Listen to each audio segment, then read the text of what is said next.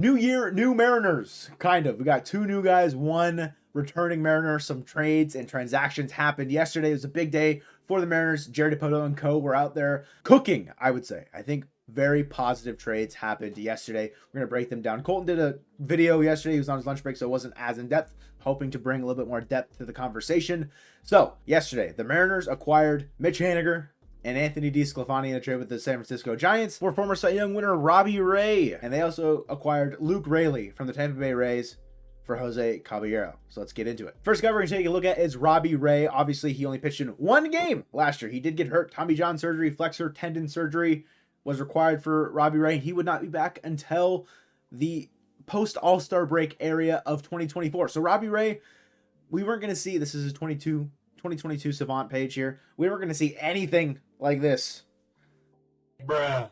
We weren't going to see anything like this until at least the All-Star break. And Robbie Ray, I think, got a lot of flack because of how his Mariners season ended in 2022. And I think he was primed for a pretty big year in 2023 before he injured his arm. Going into 2024, what could we expect from him? I'm not entirely certain. What this trade does is it allows your roster on day one, game one of 2024, to likely be the same exact roster should everything go right on game 162. Robbie Ray, yes, he's a great pitcher. He was getting paid $23 million in 2024.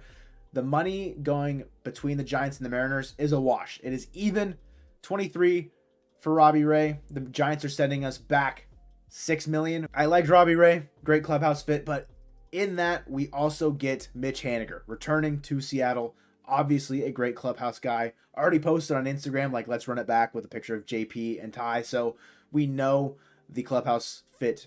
It's great because Mitch Haniger, he's Mitch Haniger, was not healthy in 2023, which is the big problem with Mitch for a long time. He has posted some great years. 2021, most recently, 39 home runs, 100 RBI. It was a great year. Let's go look at that Savant page. Beautiful batting. The strikeout stuff, not great, but it's not nearly as bad as Gino and Teo in that regard. So we're still not as strikeout heavy as we were in 2023. The defense, not great, but he's going to be out there with Julio commanding center field, so maybe he can cover up some ground there. But obviously the issue with Mitch is just hasn't been able to really stay healthy. In 2023, only had 211 at-bats, so not really, it's like a third of the season, maybe. But with Mitch, part of the conversation around him right now as well is, this is a great thread, by the way, from Circling Seattle Sports, at Circling Sports on Twitter. Give them a follow. There was a media conversation that Jerry Dipoto had post all these moves. Mariners PR tweeted a bunch of stuff, but this thread condensed it all very, very well. In here, Dipoto said he spoke to Haniger today, and the plan is for him to play right field as often as he's able to. He anticipates to be able to play out there as often as his, quote, body will allow, end quote, and the team will work to help him do that. Mitch Haniger, his health has been his big problem his entire career. If he can come back and give us 600 ABs like he did in 2021, it's going to be a great look for the Mariners in terms of what they got from this trade. But it's not just Mitch that we're looking at.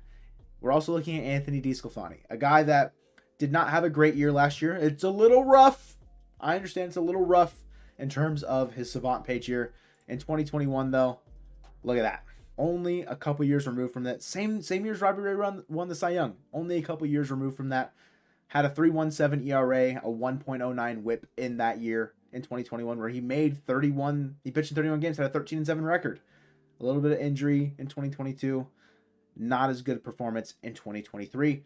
But we don't really have to worry about DeSclafani pitching a ton for us in 2023 because Dipoto has said that we're not trading any of our pitchers that we ended last year with. Again, in this thread, Dipoto says that Anthony DeSclafani projects as the 6th starter in the rotation, and he'll likely be more in a long relief role. When talking about DeSclafani right now, Dipoto points to the fact that the Mariners likely won't go through the season with all 5 starters in the rotation healthy, so that is where he fills in. He's your long man out of the pen, but he can also spot start for you, is another quote. This is from Divish, saying that Dipoto has said that they laid the groundwork for what a trade might look like for Miller or Wu or one of the young pitchers, and they just did not like how it ended up looking, so they decided to probably not go through with that.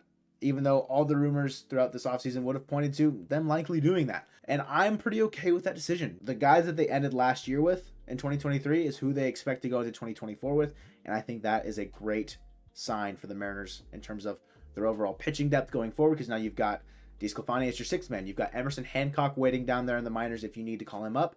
Same thing with Jackson Kowar. If you think that he can make a spot start for you, you've got options now. Up next, we traded Jose Caballero for Luke Raley. Jose Caballero was a guy that came up last year because Kolten Wong was not who we really signed up for him to be. And Cabby, the offensive stuff's not great.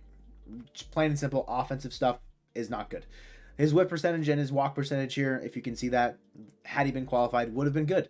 But everything else is pretty poor. Once he started seeing more ABs, he was getting exposed quite a bit. Obviously, his defense and his speed are what fueled his success. Baseball Reference had him at a 2.4 WAR last year, so it was a good player. It's just, it doesn't really fit with the Mariners' needs. They've got Josh Rojas, and they've got a bunch of utility guys in there with Dylan Moore, Sam Haggerty. Same thing with Luis Urias. They've got Ryan Bliss in the minors. So a place that they felt like they needed to upgrade was their corner outfield spot. So Mitch Haniger was that one of the 1.5 that Jerry DePoto mentioned all a long time ago, it seems, as he's going to play right field as often as he can. Luke Raley, left-handed hitting outfield first base type that we acquired for Jose Caballero, is probably that other half in that conversation that DePoto made about needing 1.5 outfielders going into next year. And his Savant page looks like this. Decent, a lot to like. Good barrel percentage, hard hit percentage, exit velocity is great. The problem child here is the whiff percentage and the K percentage. It looks like Teoscar Hernandez's, which isn't great, but he is a strong side platoon. He's going to see right-handed pitching, not a lot of left-handed action for Luke Raley, more than likely. So if he's not getting 600 at-bats like Teo was going to, the strikeouts aren't going to be as bad because he's not seeing gameplay every single day. He's only going to play against righties pretty much, should everything kind of go to plan here. Plays decent defense. His above average speed here, way above average speed, kind of shocked me. 19 homers, 14 stolen bases, an 823 OPS. Look at the spray chart. He's pulling the ball pretty heavily, but can go opposite field a decent amount here. Luke Raley is a guy that I like quite a bit. And in this thread from Circling Seattle Sports, DePoto says that the team feels capable in Raley's ability to play every outfield spot. So left, right, center if Julio needs a day off if you really want to. See him as a corner, and against right-handed pitching is the thing to note there. Against right-handed pitching. As it stands right now, the Mariners are probably looking at a platoon at second base and at that corner outfield spot with Luke Raley. You've got Sam Haggerty, you've got Dylan Moore available to you in those platoons already as it stands. Caballero was just another guy in that platoon, and we didn't need him. A guy that we did need, Luke Raley, in my opinion. Fills out backup first baseman depth as well, so if Ty France needs a day off, you don't have to have Sam Haggerty or Dylan Moore go play that position. You have Luke Raley to go play that position for you. And he's got better upside than Caballero, ultimately. It was his first good year, so there is regression potential here.